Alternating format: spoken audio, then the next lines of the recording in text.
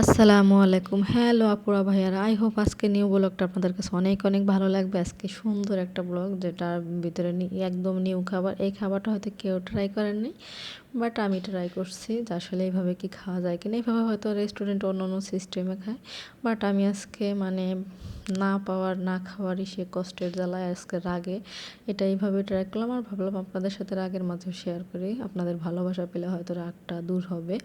ঠিক আছে, আমি এই মাংসগুলো ভুনা করছিলাম অনেক মশলা টশলা দিয়ে। মাংসের ভিতরে অনেক তেল আছে, তেল চর্বিতে ভরা। তারপর মশলা দিয়েই করছিলাম। আর এই যে মাংসগুলো বাইসা বাইসা এটার ভিতরে দিয়ে বার্গার সিস্টেম করে খাচ্ছিলাম। তো আর কি করার, এইভাবেও কি খাওয়া যায় কিনা সেটাই ট্রাই করতে হয়। আসলে জীবনটাই তো ডিসকভারি, ঠিক আছে? তাই ডিসকভারির মতোই প্রেজেন্ট করতে হয় সব সময়। কিন্তু যখন খাইতে গেলাম দেখি আসলে বিশ্রী একটা স্বাদ, ভালো লাগে না। রুটিটারও মনে হয় মেয়াদ নষ্ট হয়ে গেছে, শেষ হয়ে গেছে, তিতে তিতে লাগতেছে। ঠিক আছে, তো আমার কাছে খাওয়াটা কতটা টেস্টি লাগতেছে আর কতটা কীরকম সেটা আমার কাছে ভালো লাগতেছে না। তবে যাদের মুখে রুচি আছে তাদের হয়তো ভালো লাগবে।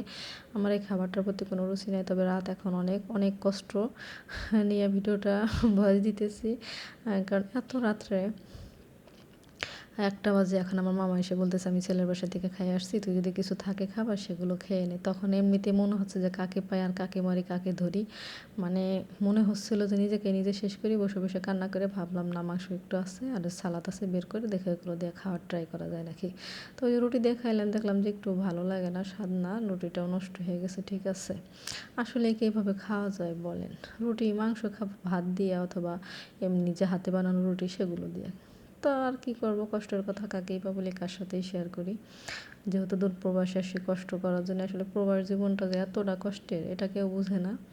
ঠিক আছে, আর যাদের কাছে থাকা হয় তারাও বুঝে না। ঠিক আছে, তারা ভাবে যে না, ওই যে আমরা যেভাবে খাই, যেটুকু খাই ওইভাবে হয়তো অন্যরা, যেহেতু তারা গরিব মানুষ আসছে আমাদের দেশে, তারা মনে হয় এইভাবেই। আসলে আমরা এইভাবে বাঙালি হইলেও, বাংলাদেশ গরিব হইলেও আমরা এইভাবে খাই অভ্যস্ত না, যখন তখন যে কোনো জিনিস। তা মাংসটাতে বললামই তো প্রচুর তেল, তাই যে বেশি করে করলাম, খাচ্ছিলাম। তো কথা আর বেশি দূর বাড়াবো না। ঠিক আছে, সবাই আমার ভিডিওটা দেখবেন, লাইক কমেন্ট শেয়ার করবেন, এবং আমার ভিডিওটা খাবারটা কেমন হলো, আপনাদের কাছে কেমন লাগলো সবাই জানাবেন। আজকে এই পর্যন্তই, আপনাদের কাছ থেকে বিদায় নেব। আই হোপ আপনারা সবাই আমার পাশে থাকবেন, আমাকে ভালোবাসবেন, সাপোর্ট করবেন। আল্লাহ হাফেজ, বাই বাই, টেক কেয়ার।